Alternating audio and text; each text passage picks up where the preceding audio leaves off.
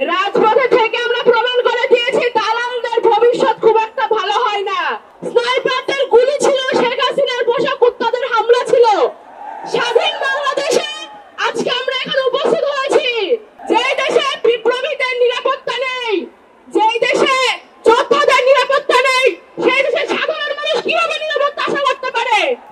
5ই August, 3ই August আমরা দেখেছিলাম এইসব চত্বরে এই ধরনের মানুষের উপস্থিতি, কিন্তু তখন আমাদের ভয় ছিল, স্নাইপারদের গুলি ছিল, শেখ হাসিনার পোষা কুত্তাদের হামলা ছিল।